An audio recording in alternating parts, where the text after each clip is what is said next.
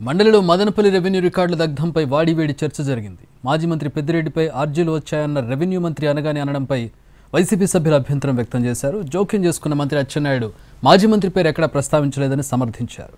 మంత్రుల వ్యాఖ్యలకు ప్రతిపక్ష నేత బొత్స కౌంటర్ ఇచ్చారు. విచారణ జరుగుతున్న సమయంలో ఆయన పేరు ఎలా ప్రస్తావిస్తున్నారని నిలదీశారు. ఎంక్వైరీ వేయండి, తప్పు చేసిన వారిని శిక్షించండి తేల్చి చెప్పారు.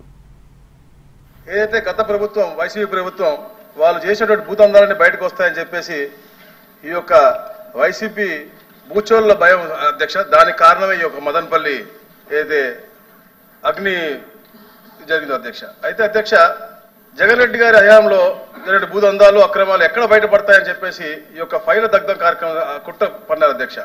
స్పెషల్ సిఎస్ గారు పక్క రోజున వెళ్ళి అక్కడ ఉంటే కొన్ని గంటల్లోనే 500 పై చిలుకు కేవలం అక్కడ మాజీ మంత్రి పెద్దిరెడ్డి రామచంద్రారెడ్డి అధ్యక్ష చాలా మంది పేర్లు ఉన్నాయి.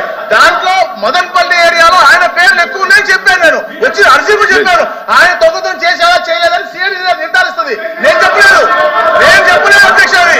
ఒక పేరు వచ్చేసరికి గందరగోళం చేయడం అనేది మంచి విధానం కాదు. మంత్రి గారు ఏం చెప్పారు, ఆ రోజు ఏదైతే ఫైళ్లు తగలబడ్డాయో వెంటనే మా స్పెషల్ చీఫ్ సెక్రటరీ గారు అక్కడికి వెళ్ళారు. చాలా మంది జనాలందరూ వచ్చి కంప్లైంట్స్ ఇచ్చారు. ఇచ్చిన కంప్లైంట్స్ లో ఎక్కువ మంది ఏదైతే మంత్రి గారు పేరు చెప్పారో ఆ పేరు మీద ఇచ్చారని చెప్పి ఆ రిపోర్ట్ చదువుతుంటే గందరగోళం, ఆయనే చేశాడని కానీ లేదా ఆయన మొత్తం తగలబెట్టాడని కానీ మేము చెప్తే ఆ పేరు ఎందుకు చెప్తున్నట్టు అర్థం ఉంది. దానికి గందరగోళం చేయడం మంచి విధానం కాదు. మేము ఏ పేరు చెప్పలేదు.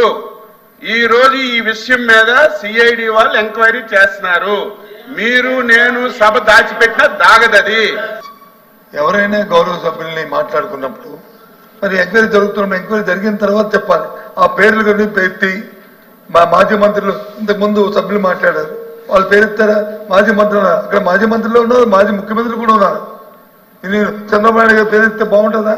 ఆ ధర్మ ఆయన వచ్చి చిత్తూరు జిల్లా దోచాడు ధర్మ అని మాట్లాడితే ఆయన కూడా మాజీ ముఖ్యమంత్రి. సందర్భాన్ని బట్టి మీ ప్రభుత్వంగా నిజంగా మీ చేతనైన ప్రభుత్వం అయితే మీరు ఎంక్వైరీ చేయండి. ఎవరు తప్పు చేస్తే తప్పు శిక్షించండి. మీ వద్దలేదే వేశారు కదా ఎంక్వైరీ, శిక్షించండి రిపోర్ట్ రానియండి.